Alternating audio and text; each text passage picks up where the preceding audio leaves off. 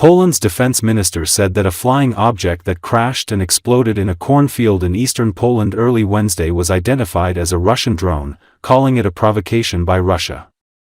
According to Associated Press at a news conference in Warsaw, Defense Minister Władysław Kosiniak-Kamysz accused Russia of provoking NATO during a crucial moment, as peace talks over the war in neighboring Ukraine are underway, the country's news agency PAP reported. Russia is provoking us once again, Kosiniak-Kamysz said, just as peace talks have given hope that the war has a chance of ending. Police said they received reports of the crash around 2 a.m. and found burned metal and plastic debris at the scene, near the village of Ozany. The blast broke windows in some nearby houses, but nobody was injured, PAP reported.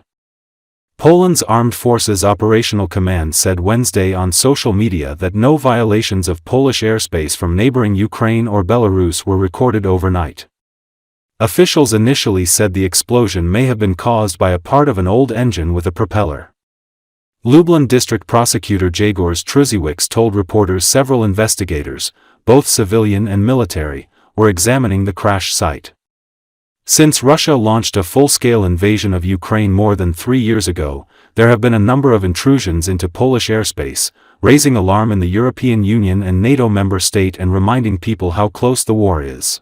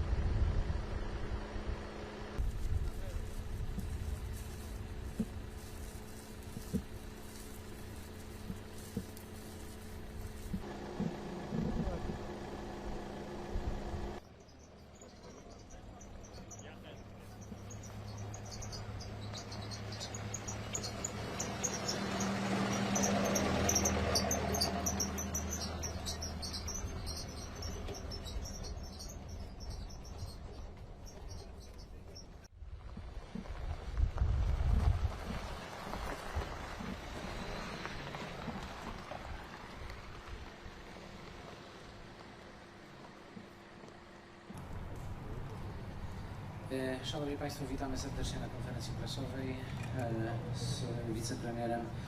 Po raz kolejny mamy do czynienia z prowokacją Federacji Rosyjskiej, z rosyjskim dronem. Mamy do czynienia w szczególnym momencie, kiedy trwają dyskusje o pokoju. Mamy do czynienia w momencie, kiedy jest nadzieja na to, że ta wojna, którą wypowiedziała Rosja, wojna przeciwko państwu ukraińskiemu, ale także wojna zagrażająca bezpieczeństwo państw NATO, ma szansę się zakończyć. Rosja po raz kolejny prowokuje. Bułgaria, te drony zachowały się w większej całości.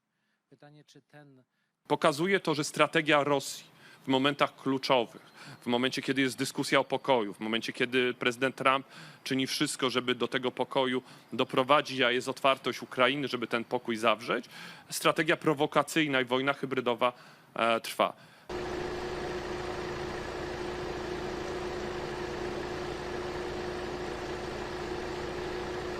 Rosja się do tego nigdy nie przyzna.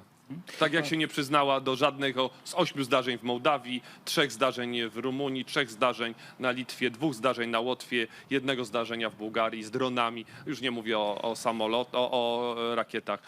Nie przyzna się do tego Federacja Rosyjska. Na razie. Ale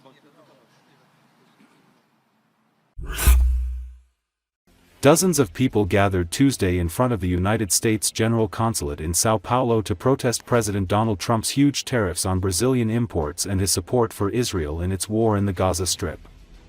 According to Associated Press, the demonstration, organized by local pro-Palestinian and leftist groups, was held under the slogan, "Trump, out of Brazil and Palestine." Red paint was spilled on life-sized cardboard figures of Trump and Israel's Prime Minister Benjamin Netanyahu. Activists said the act symbolized the bloodshed in Gaza and the human cost of U.S. and Israeli military actions. Protesters waved Palestinian flags, carried banners condemning what they called the U.S. imperialism, and chanted to defend Brazil's sovereignty.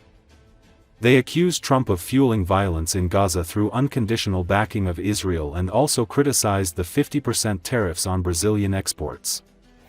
"We don't accept these tariffs, we're against this barbarity and the extreme force the U.S. wants to exert worldwide.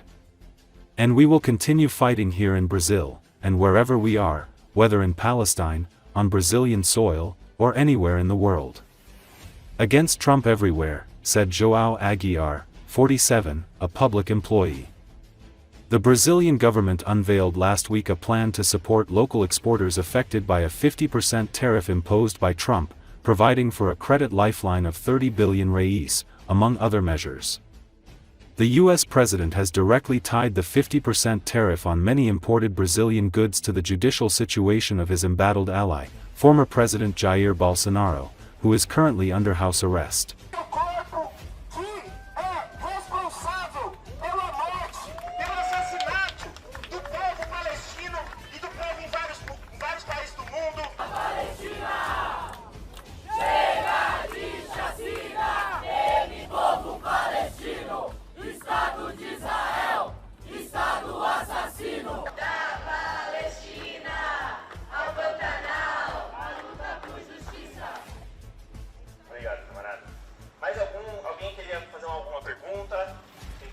Acho que o Trump está tão interessado em apoiar Bolsonaro e sua família.